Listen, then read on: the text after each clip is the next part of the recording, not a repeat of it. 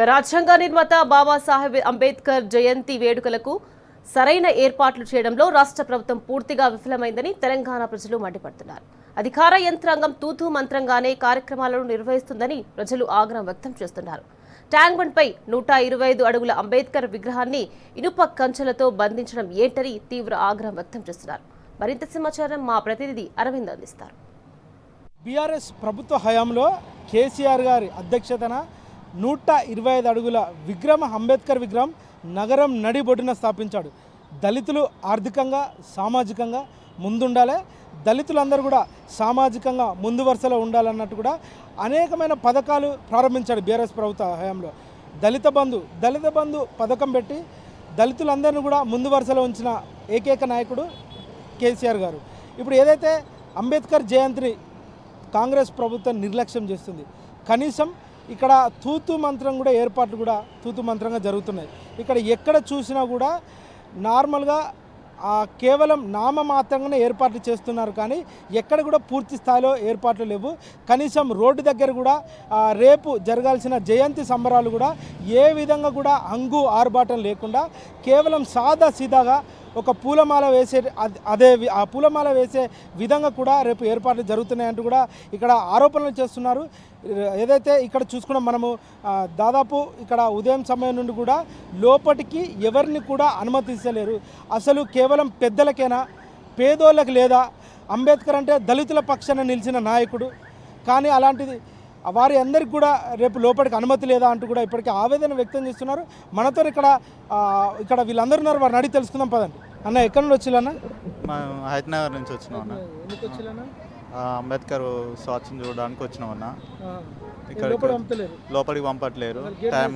Time అయిపోయింది, 6 o'clockకి బంద్ అని చెప్పేస్తున్నారు. దానికోసం మేము కొంచెం బాధగా ఉంది, అంత దూరం నుంచి వచ్చినందుకు. అసలు లాస్ట్ టైం గేట్ అది ఇయ్యారు కదా, మరి 6 గంటలకు ఎట్లా బంద్ చేసినట్టు అడగపోయారు?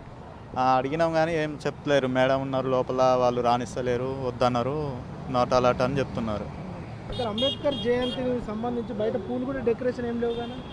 అవును, చేస్తలేరు అండి, అంతగా ఏం లేదు. లాస్ట్ టైం అంతా లేదు ఇక్కడ. ఇప్పుడు బీఆర్ఎస్ ప్రభుత్వం బాగున్నదండి.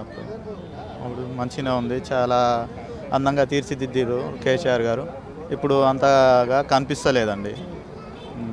ఏదన్నా మామూలుగా పైన 4 పూలు కనిపించేలాగా చేస్తున్నారు అంతే. రేపు సామాన్యుడికి ఎంట్రీ ఉంటుందంట లోపల? రేపు ఈరోజే లేదన్న, రేపు ఎక్కడి నుంచి వస్తుంది? ఈరోజే లేదు, రేపు ఎక్కడి నుంచి పంపిస్తారు వాళ్ళు? చాలా దూరం నుంచి వచ్చిన వాళ్ళని కూడా ఎంతో ఆశలతోటి దగ్గరికి వెళ్ళి చూద్దాం అన్నట్టుగా వస్తుంటారు. వాళ్ళని కూడా అందరినీ పంపించాలని కోరుతున్నామండి. తెలంగాణ రాష్ట్ర నలుమూలల నుండి కూడా ఇక్కడికి అంబేద్కర్ జయంతి సందర్భంగా 125 అడుగుల విగ్రహం దగ్గర కూడా వచ్చే పరిస్థితి రేపు కనిపిస్తుంది. కానీ ఇక్కడ కూడా ప్రభుత్వం జస్ట్ తూతు మంత్రంగా, నామమాత్రంగా ఏర్పాట్లు చేస్తున్నట్టు కూడా ప్రధానంగా కనిపిస్తుంది. ఒకవైపు కూడా ఇప్పటివరకు మెయిన్ గేట్ నుండి ప్రారంభించుకొని బ్యాక్ గేట్ వరకు కూడా ఎలాంటి పూల డెకరేషన్ కానీ, ఎలాంటి సదుపాయాలు కానీ లేకుండా కనిపిస్తుంది. ఒక విధంగా బీఆర్ఎస్ ప్రభుత్వ హయాంలో 125 అడుగుల అంబేద్కర్ విగ్రహానికి ప్రతి సంవత్సరం జయంతి జరిపి అంగరంగ వైభవంగా జరిపిన బీఆర్ఎస్ ప్రభుత్వం నేడు కాంగ్రెస్ ప్రభుత్వంలో ఎందుకు వెనుకాడుతుంది? అసలు కాంగ్రెస్ ప్రభుత్వం ఎందుకు పూర్తి స్థాయిలో ఏర్పాటు చేయలేకపోతుంది అనే దానిపైన కూడా ప్రజలు తీవ్రంగా మండిపడుతున్నారు. కనీసం మేము ఇక్కడ గేట్ దగ్గరకు వచ్చినా కూడా లోపలికి పంపించిన పరిస్థితి. ఇన్ని నెలలు దీనికి తాళం వేసి పెట్టారు, ఇనుప కంచెలలో అంబేద్కర్ను బంధించారు. కానీ ఇప్పుడు ఏ విధంగా పంపిస్తారు? అసలు పంపిస్తారా?